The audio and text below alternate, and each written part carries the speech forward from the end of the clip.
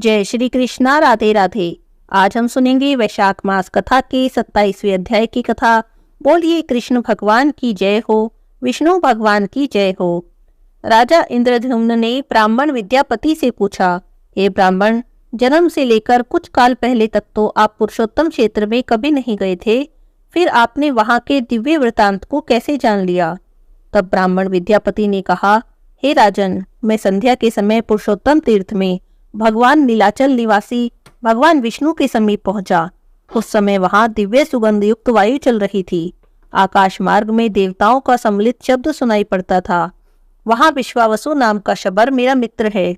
उसने दिव्य उपहार, दिव्य भोजन और यह दिव्य माला मुझे प्रदान की। कभी मलिन न होने वाली यह बहुमूल्य माला लक्ष्मी और राज्य का सुख देने वाली है और दरिद्रता और पाप का संहार करने वाली है। इसीलिए इसे आपके योग्य समझकर मैं यहाँ लेकर आया हूँ। भगवान विष्णु का वह उत्तम क्षेत्र सब ओर से घने जंगलों से व्याप्त है। नीलाचल उसका केंद्र स्थान है। लंबाई और चौड़ाई में लगभग 5 कोस का बताया गया है।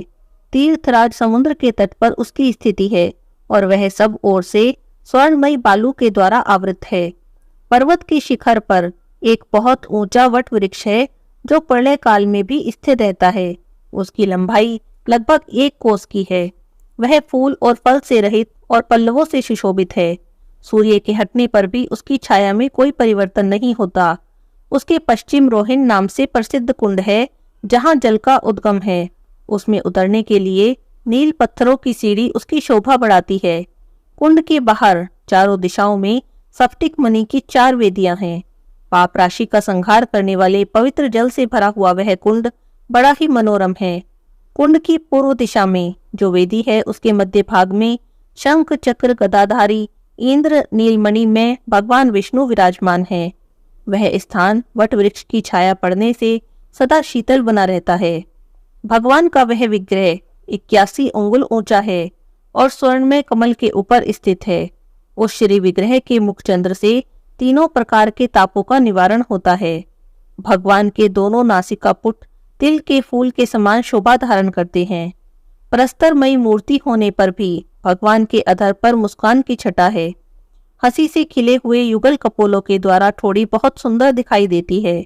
मुख के दोनों कोने ऐसे दिखाई देते हैं मानो किसी मूर्ति के मुख कोण वैसे कभी बने ही ना हो।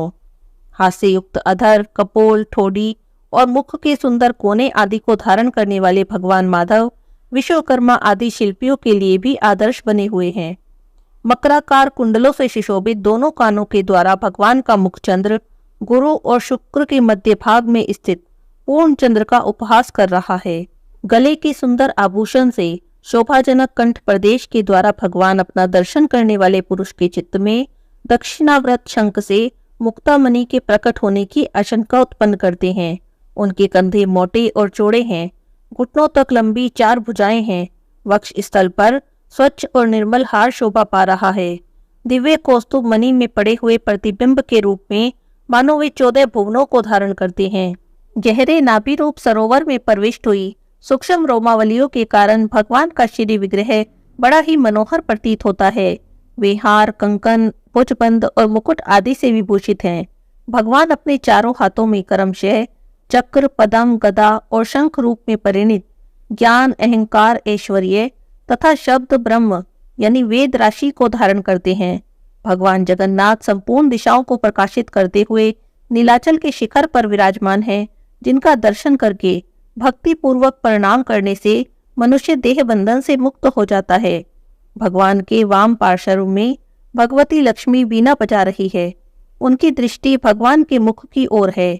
वे संपूर्ण लावण्य का निवास और समस्त अलंकारों से विभूषित हैं।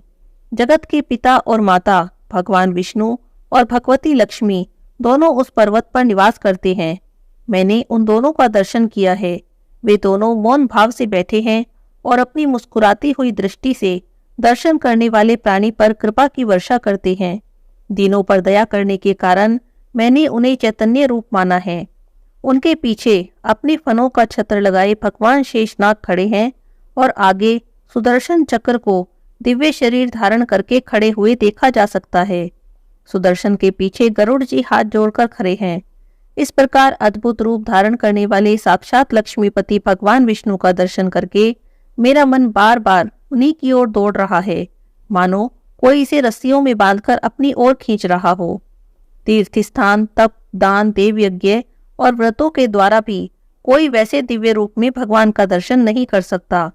जो लोग निर्मल आकाश की भांति प्रतीत होने वाले पुरुषोत्तम तीर्थ निवासी नील विग्रह भगवान विष्णु का ध्यान करते हैं, वे सब प्रकार के बंधनों से रहित होकर भगवान विष्णु के धाम में प्रवेश करते हैं। जिसने नीलाचल नाथ भगवान का दर्शन कर लिया, वही दानी, वही यज्ञकर्ता, वही सत्यवादी, वही धर्मात्मा और वही संपूर्ण गुणों से श्रेष्ठ और समस्त जगत में महान है। हे राजन, वहाँ जगदीश्वर माधव के जो सेवक हैं, उन्हीं से मैंने भगवान के इस महात्म्य का परिचय प्राप्त किया है। वहाँ आदि सृष्टि की परंपरा से चला आता हुआ पुरातन और सुप्रसिद्ध आख्यान सुनकर मैं यहाँ आया हूँ। हे महाराज, आपकी ही आज्ञा से श्री पुरुषोत्तम का दर्शन करके वहाँ का वृतांत मैंने आपसे निवेदन किया। अब आपकी जैसी इच्छा हो, आप वैसा करें। तब राजा इंद्रद्युम्न ने कहा, हे भगवान, आपका वचन मेरे लिए सर्वथा विश्वसनीय है। आपके मुख से भगवान के पापहारी स्वरूप का वर्णन सुनकर और इस दिव्य प्रसाद माला का संयोग पाकर मैं तो कृतकृत्य हो गया। अनेक जन्मों में उपार्जित मेरी समस्त पाप राशि आज नष्ट हो गई। अब मैं भगवान लक्ष्मीपति के दर्शन का अधिकारी हो गया हूँ। सर्वतोभावेन वहाँ की यात्रा करूंगा और इस राज्य और बढ़ी हुई समृद्धि के द्वारा पुरुषोत्तम तीर्थ में निवास स्थान, नगर और दुर्ग बनवाऊंगा। भगवान विष्णु की प्रीति के लिए 100 अश्वमेध यज्ञों का अनुष्ठान करूंगा और प्रतिदिन सैकड़ों उपचारों से श्रीनाथ जी की पूजा करूंगा। व्रत, उपवास और नियमों के द्वारा जगत गुरु भगवान को प्रसन्न करूंगा, जिससे वे मुझ संतप्त प्राणी को अपने वचनामृत से अभिषिक्त करेंगे।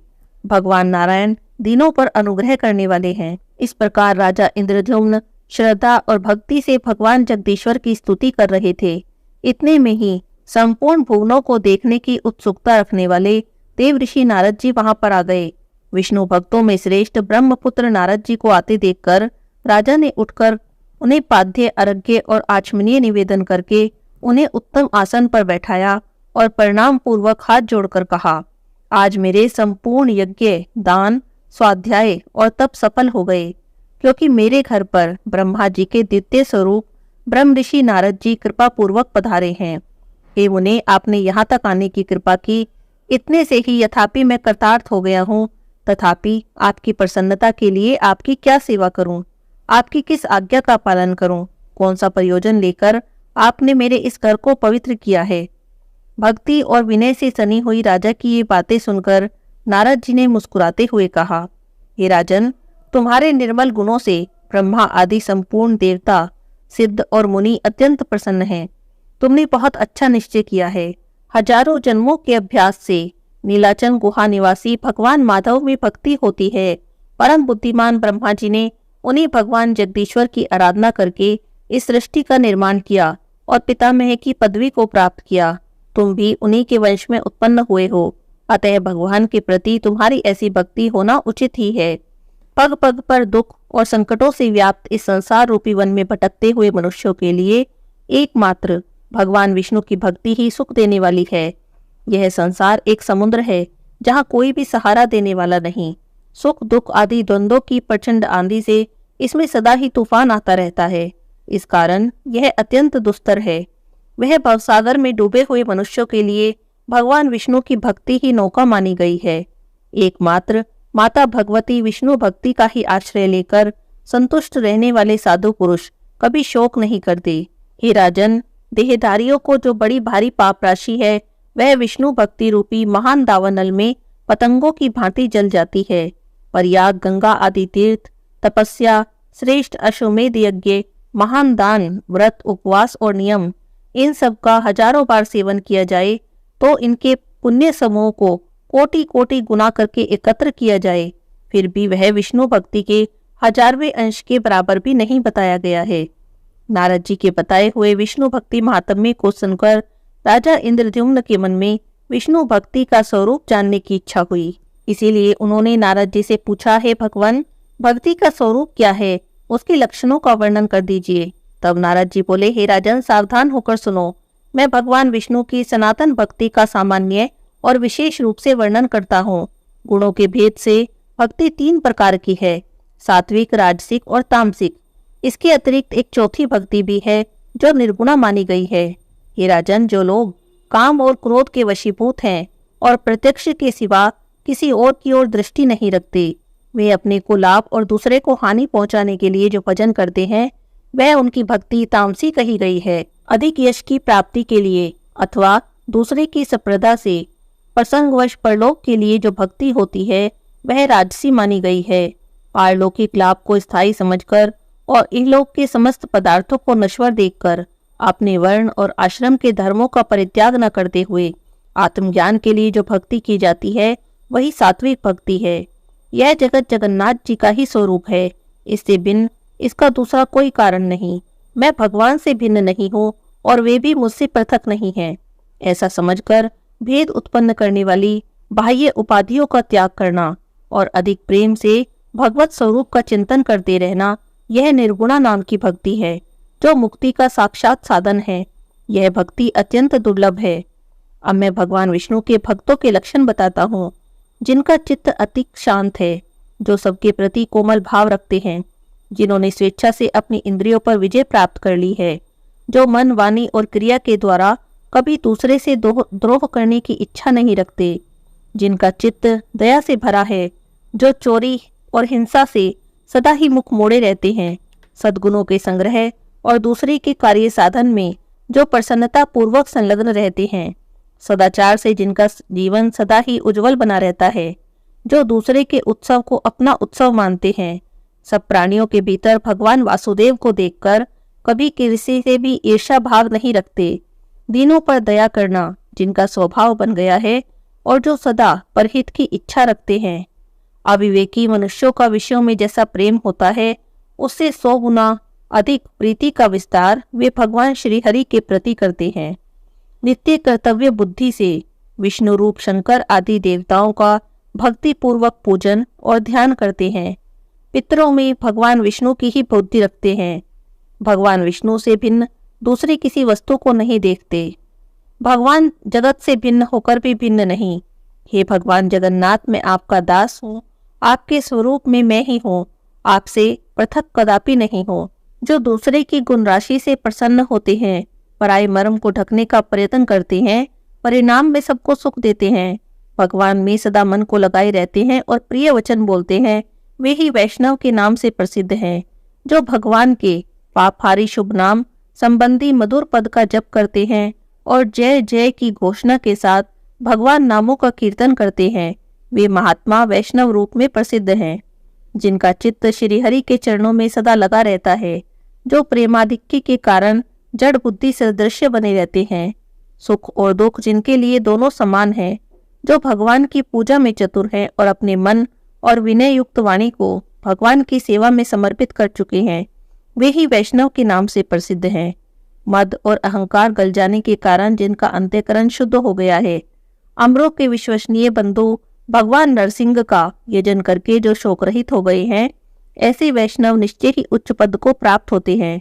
भगवान में सदैव उत्तम भक्ति रखने वाले भक्तों के शुभ चरित्र और लक्षण का वर्णन मैंने तुमसे कर दिया।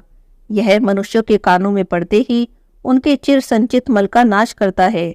भजन के लिए कभी धन की आवश्यकता और शरीर को कष्ट देकर किए जाने वाले किसी प्रकार के प्रयोग की आवश्यकता नहीं होती। हे राजन, मृदुल और मंद वाणी से भगवान के नामों का कीर्तन करता रहे, इसी को मैं भजन मानता हूँ। तुम्हारे मन में भगवान का दास्य भाव का ही चिंतन होना चाहिए। किंतु जो मनुष्यों के शुभ आचरणों से भी द्वेष रखते हैं, स्वयं को अपने चित्त को दुराचार में बांधे रखते हैं, बड़े भारी अमंगल को प्राप्त करके भी निश्चिंत रहते हैं, जो सदा ऐश्वर्य और विषय भोग में ही रस में सुख का अनुभव करते हैं, वे मनुष्य वैष्णव नहीं, वे तो बहुत ही निम्न श्रेणी के मनुष्य हैं। अपने हृदय रूपी कमल में विराजमान परमानंद में श्रीहरि के स्वरूप को जो क्षण भर भी चिंतन नहीं करते, उन्नत भाव से बैठे रहते हैं और अपने झूठे वचनों से भगवान के नामों को निरंतर आच्छादित करते रहते हैं, वे भी भगवान के भक्त नहीं। जिनके मन में पराई स्त्री पराय धन के लिए सदा ही लोभ बना रहता है, जो कृपण बुद्धि वाले हैं, सदा अपना ही पेट भरने में लगे रहते हैं, वे नर पशु विष्णु भक्ति से सर्वथा रहित हैं, जो निरंतर दुष्ट पुरुषों के साथ अनुराग करते हैं, दूसरे का तिरस्कार करते हैं, हिंसा करते हैं, जिनका स्वभाव अत्यंत भयंकर है, जो भगवान नरसिंह के चरणों के चिंतन से विरक्त रहते हैं, उन मनुष्यों को तो दूर से ही त्याग देना चाहिए। जैमिनी जी कहते हैं, ब्रह्मपुत्र नारद जी के इस प्रकार उत्तम भक्ति का वर्णन सुनकर राजा इंद्रद्युम्न बहुत ही प्रसन्न हुए और तब उन्होंने कहा, हे भगवान, विद्वान पुरुषों ने मुझे बताया था कि साधु पुरुषों का संग संसार रूपी रोग का नाश करने वाला है। ऐसा ही साधु संग मुझे इसी समय प्राप्त हुआ। आपके संग से मेरे अज्ञान में अंधकार का नाश हो गया, क्योंकि मेरा चित्त इस समय नील माधव की पूजा करने के लिए अत्यंत उतावला हो रहा है। अतः हम और आप दोनों ही रथ पर बैठकर चलें और भगवान नील माधव का दर्शन करें। यदि मैं आपके मुख से पुरुषोत्तम क्षेत्र के तीर्थों का ज्ञान प्राप्त कर सकूं, तो पहले के कहे हुए महात्माओं के वचन सफल हो जाएं। अब आगे क्या होता है ये हम अगले अध्याय की कथा में सुनेंगे। आज के अध्याय की कथा यहीं पर समाप्त होती है। बोलिए विष्णु भगवान की जय हो, कृष्ण भगवान की जय हो।